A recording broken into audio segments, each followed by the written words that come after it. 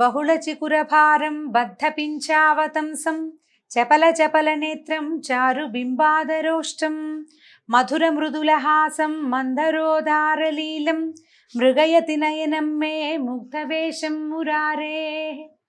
భాగవత కథాసుధ 4వ భాగంలోకి వచ్చాం. అంటే ధనుర్మాసం 4వ రోజు. గోదాదేవి కృష్ణుడి లీలని తన చెల్లులకు చెప్తూ నిద్రలేపుతూ రంగనాథుడి సేవకు వేళయింది రండి అని పిలుస్తోంది. మనం ఇప్పుడు కృష్ణ సేవలోకి వెళ్దాం. పూతనని తృణావర్తుణ్ణి ఇద్దరిని బాలుని రూపంలో ఉన్న నారాయణమూర్తి సంహరించాడు. ఆ తర్వాత ఏం జరిగిందో చూద్దాం. ఒకరోజు యశోదాదేవి పిల్లవాడికి పాలిచ్చి ఒళ్ళో కూర్చోబెట్టుకుని చూస్తోందట పిల్లాడికేసి.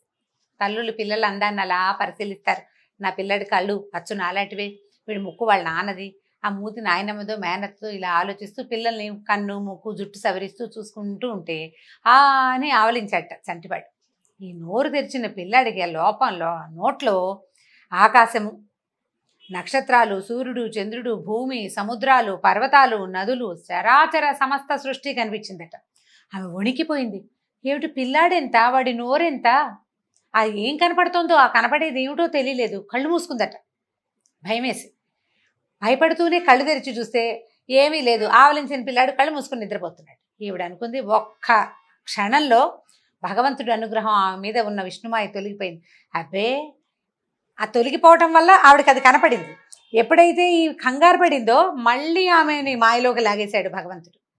నా పిల్లాడే, ఏమిటో నాకు అట్లా ఉండుండి అలా అనిపిస్తూ ఉంటుంది, అంతా నా భ్రమ అని అనుకుని సర్దుకుంది. తను నా పిల్లాడే, ఇదేవి నేను చూసింది ఏది నిజం కాదు, ఏదో భ్రమలో చూశాను, ఊరికే నాకే కన్ను కలిగింది అని అనుకుని సర్దేసుకుంది. తర్వాత ఏమైందట, కొద్ది రోజుల్లో గర్గుడు అనే మహాతపస్వి యాదవ వంశాలకి పురోహితుడు. అయితే ఈ గర్గ ఋషి వీళ్ళని చూడ్డానికి వచ్చాడు.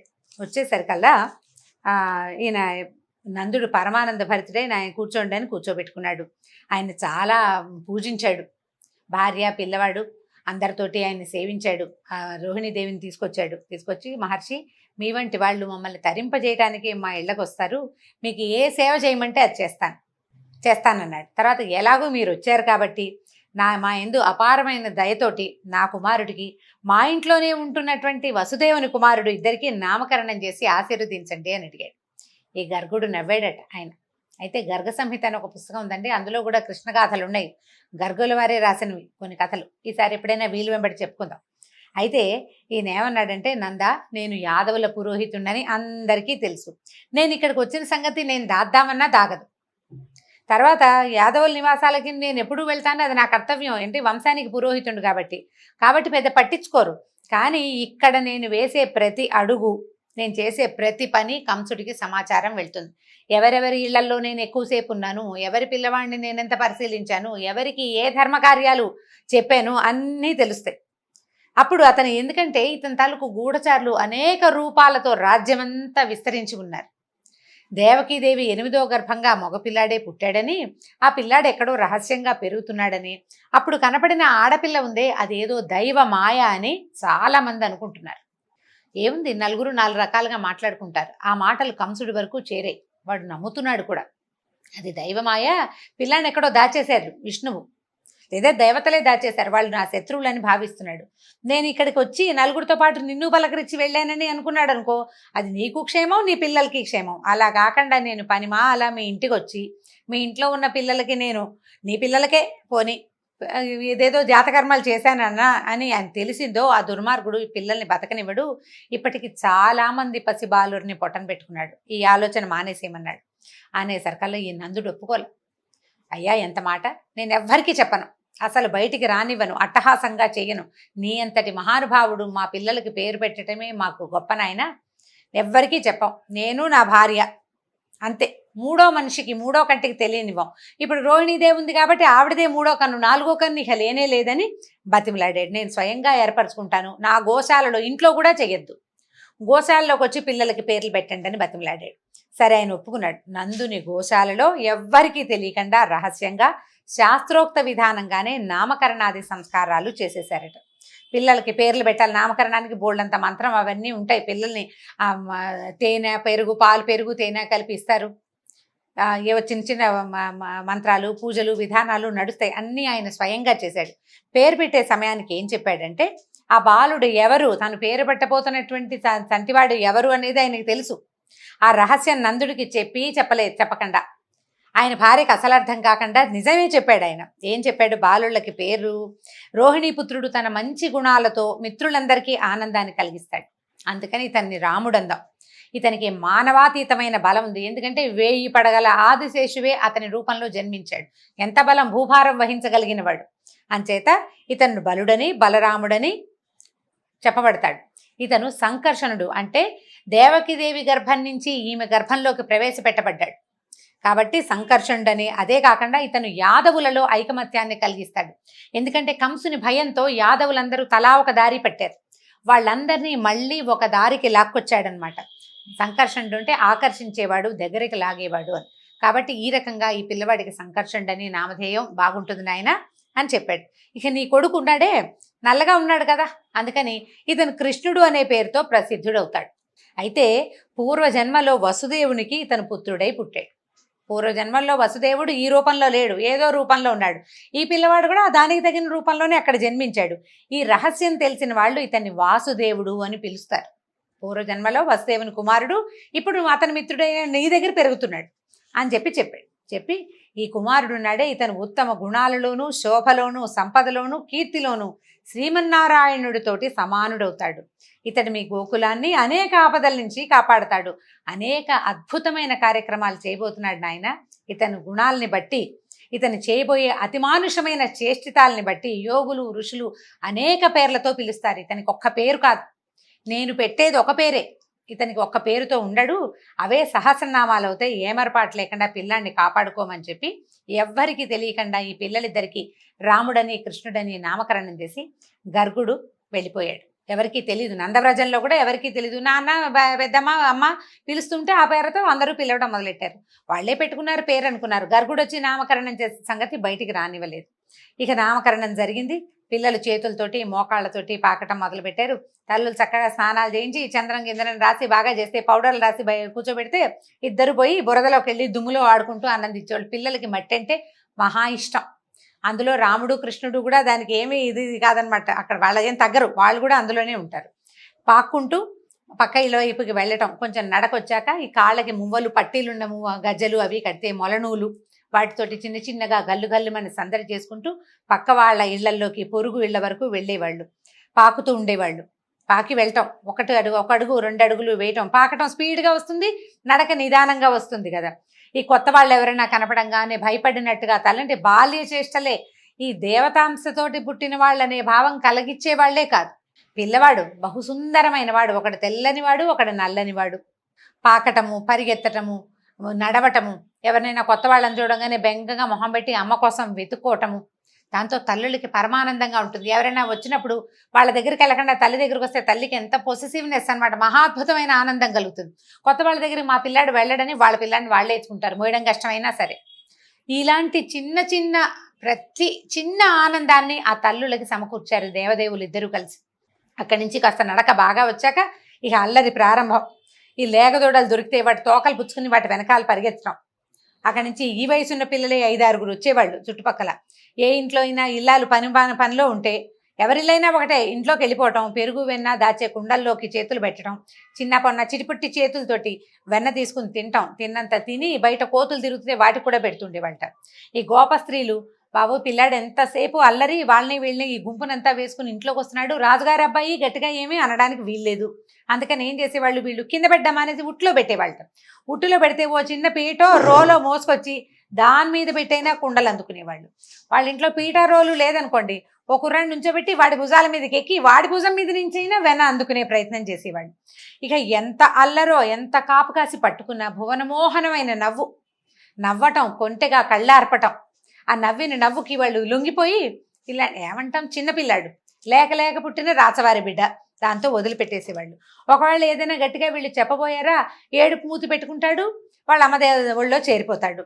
ఆవిడ ఏమంటుంది, అయ్యో మా పిల్లాడు అసలు ఇంకా పాలే వదలలేదమ్మా, నా దగ్గరే పడుకుంటాడు, నాతోటే ఉంటాడు, అసలు బయటికే వెళ్ళాడు మా పిల్లాడు, కాసేపట్ల గుమ్మల్లో అంతే, నేను పని వేళ ఉన్నప్పుడు తప్పిస్తే అసలు పక్కిళ్ళకి రావటం ఏమిటి అని పోటాడేది. ఆవిడ ఊరుకునేది కాదు. మా అబ్బాయి ఎందుకు చేస్తాడు, పైగా చుట్టుపక్కల పిల్లలంతా మా పిల్లాడిని తీసుకెళ్తారు, వీడు చిన్న పిల్లాడు అందరికంటే, వాడికేమొచ్చు, వాడికేం ఎక్కడం రాదు, ఏమి రాదు. వెన్నేం తింటాడు, ఇంకా పాలు మానని పిల్లాడా అని వెన్న తింటాడా అని రివర్స్ అయ్యి పోట్లాడేదనమాట. ఏ పని చేసుకున్నా సరే ఎంతసేపు ఇదే గోల. సరే వాళ్ళంతా ఏమనుకున్నారు, ఇలా కాదు మనం ఒక అన్నేసి ఉంచాలి, సరిగ్గా వెన్న ముట్టుకోగానే ఆ వెన్న చేత్తోటే పట్టుకెళ్ళి చూపిద్దాం, వీడు వెన్న తింటాడని తల్లి అసలు నమ్మదు.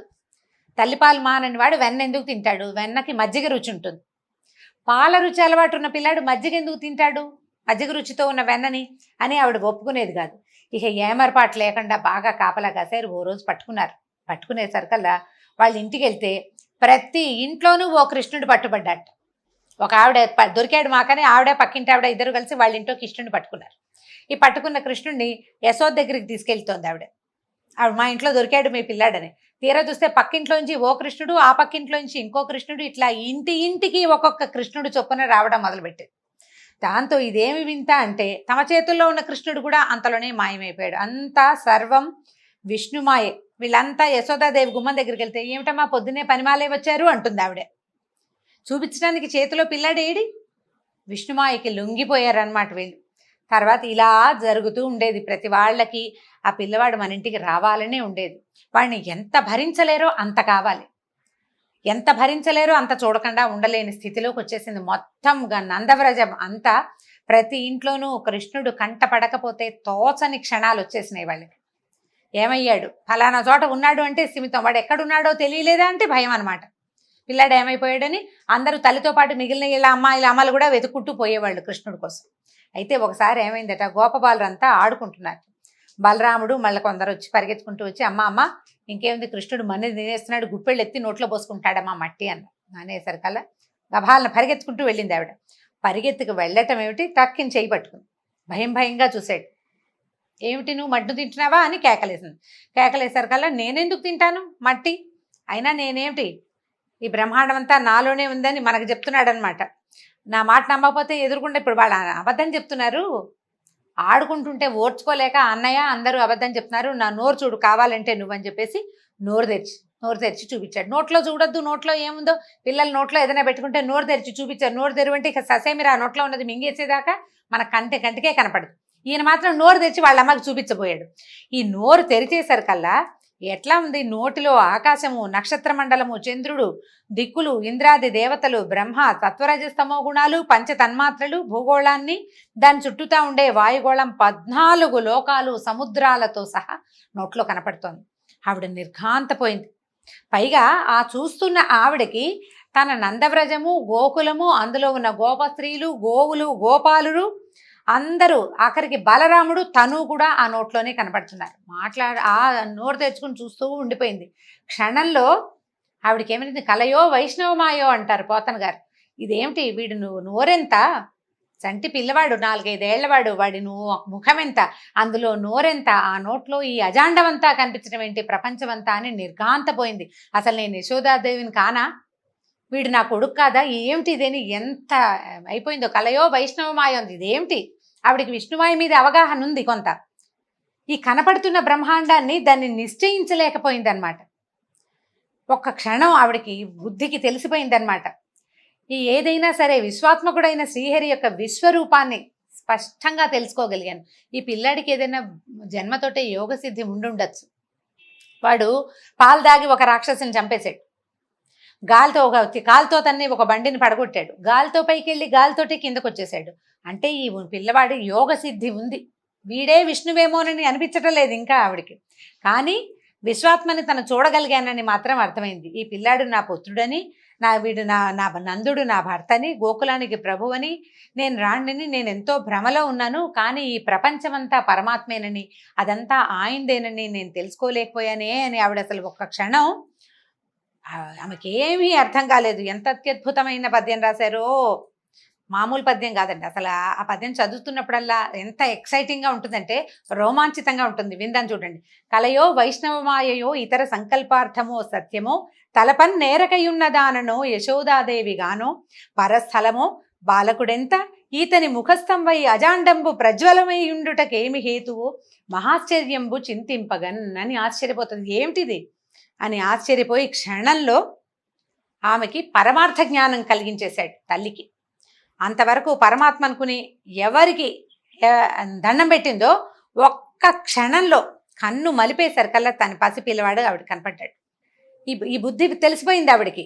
ఎప్పుడైతే ఈ భగవంత జ్ఞానం ఇది నేను ఇది గాను అది ఇది ఇది ఇది అని అనుకున్న తర్వాత కన్ను మూతబడి లేచేసరికల్లా ఒక్క రెప్పపాటులో ఆమెకు పరమార్థ జ్ఞానం కలిగి మరల విష్ణుమాయ కమ్మేసింది. తన చిన్న కొడుకు నోరు తెరిచి ఆ అని చూపిస్తున్న చిన్నవాడే కనిపించాడు ఆవిడికి. తల్లి ప్రేమ తప్పిస్తే ఇంకేం లేదు. పిల్లాడిని కావలించుకుంది. నా పిల్లాడు మట్టి తినలేదమ్మా, బంగారు కొండ, వీడు అలాంటి పనులు చేయడు, అందరు పిల్లలు నా పిల్లాడి మీద ఏవో ఒకటి కొండాలు చెప్తున్నారు, ఆ పెద్దాళ్ళు అంతే పిల్లలు అంతే అని అందరినీ వాళ్ళని అనుకుని ఆ పిల్లాడిని ఎత్తుకుని కావలించుకుంది. నా పిల్లాడు మంచివాడు, బుద్ధిమంతుడు, బంగారు కొండ అని చక్కగా ఎత్తుకుని ఇంట్లోకి తీసుకుపోయిందట. అయితే ఈయన అడుగుతున్నారు పరీక్షణ్ మహారాజు, ఈమెకి ఇంత అదృష్టం ఎలా కలిగింది? ఏం చేసింది ఈవిడ కనలేదు. ఈ పిల్లాడిని కన్నది దేవకీదేవి. ఆవిడకి చెప్పాడు, 3 జన్మలు నువ్వు అడిగిన వారం ప్రకారం నువ్వు 3 సార్లు నీకు జన్మించానని నారాయణమూర్తి స్వయంగా సెలవిచ్చాడు. యశోదాదేవి ఏ పుణ్యం చేసి భగవంతుడికి పాలిచ్చి పెంచి తల్లి బిడ్డకి అంత అపరూపమైన మాతా శిశువుల మధ్యలో ఉండవలసిన ఆ అపరూపమైన ఆనందాన్ని ఆమెకి ఎందుకు దొరికిచ్చాడు? ఏం చేసింది ఆవిడ అని అడిగితే శుకులు చెప్తున్నారు, నందుడు పూర్వజన్మలో ద్రోణుడనే వసువులలో బహుశ్రేష్ఠుడట. అంటే ఒక దేవత అనమాట. అతని భార్య ధర. వాళ్ళిద్దరూ బ్రహ్మను గూర్చి తీవ్రమైన తపస్సు చేశారట. అయితే వాళ్ళు ఏమడిగారంటే, దేవా, ఏ శాస్త్రజ్ఞానం లేకపోయినా వేదాంతాలు అనేవి ఉన్నాయని తెలియకపోయినా జగత్ప్రభువైన విష్ణువు పట్ల నిష్కామ భక్తి కలిగి ఉంటే మానవుడు జనన మరణ వలయాన్ని ఛేదిస్తున్నాడు. నరకవాసలోకం నుంచి సునాయాసంగా తప్పించుకుంటున్నాడు. అది భూలోకవాసుల భాగ్యం. దేవతలకు ఆ భాగ్యం లేదు. మనం దేవతలు గొప్ప అనుకుంటాం, వాళ్ళు మనకి వరాలు ఇస్తారు. కానీ మనకి లభించే సౌభాగ్యం, మానవులకి లభించే భాగ్యం దేవతలకి లేదు. దేవతలందరికీ మానవులంటే మహా అసూయట. ఆ విషయంలో మేం కూడా భూలోకంలో జన్మించాలని, ఏకాంత భక్తితో అంటే అనన్య భక్తితోటి జగన్నాథుడిని సేవించాలని కోరుకుంటున్నాము. ఆ కోరిక తీరాలని వరం ఇవ్వమని బ్రహ్మని వరం అడిగారట. భార్యాభర్త ఇద్దరికి ఏకబుద్ధి కలిగి ఉండటం ఎంత గొప్ప విశేషం అండి. భార్యాభర్తలు చెరుకో రకమైనగాను ఉంటారు, చెరో చోటు నుంచి వస్తారు. ఏవో కొన్ని భావాలు కలుస్తాయి, అన్ని భావాలు కలవు. ఇలాగ తదేక భక్తి తత్పరత ఉండటం చాలా విశేషమైన సంగతి. వీళ్ళిద్దరూ ఈ వరం అడిగితే తథాస్తన్నాడట. ఆ ద్రోణుడే భూలోకంలో నందుడుగా జన్మించాడు. అతని భార్య ధర యశోదయింది. వాళ్ళకి పుత్రుడైన కృష్ణుడి పట్ల ఏ కోరిక చేత మలినం కాని ప్రేమ, అంటే మనం శ్రీహరి పట్ల కలిగే ఈ ప్రేమని భక్తి అంటాం మనం. వాళ్ళకి ఆ భక్తి కలిగింది. గోకులంలో ఉన్న గోపాలుడికి గోపస్త్రీలకి సహజంగానే స్వామి మీద ప్రేమ కలిగింది. లోకేశ్వరుడైన విష్ణువు తన కుమారుడైన బ్రహ్మ ఇచ్చిన వరాన్ని నిజం చేయటానికి బాల్యమంతా గోకులంలో ఉండి నంద యశోదలకి తనని ప్రేమించి సేవించే భాగ్యం కలిగించాడు. అయితే చూడండి, దేవకీ వసుదేవులు తమ విష్ణువుని తమకు కుమారుడుగా పుట్టమని మాత్రమే కోరారు. కృష్ణావతారంలో ఆయన ఆ కోరిక తీర్చాడు వాళ్ళకి. అదే అవతారంలో నంద యశోదలకు కోరిక కూడా తీర్చవలసి వచ్చింది. అంచేత వాళ్ళకి తనని ప్రేమించి సేవించే అవకాశాన్ని, పాలిచ్చి పెంచి పోషించే అవకాశాన్ని భక్తులకి కల్పించాడు భగవంతుడు. ఈ విషయాన్ని శుకులు మన పరీక్షణ్ మహారాజుకు తెలియజేశారు. ఈ తర్వాత మరిన్ని కృష్ణలీలల్ని వచ్చే భాగంలో తెలుసుకుందాం. నమస్కారం.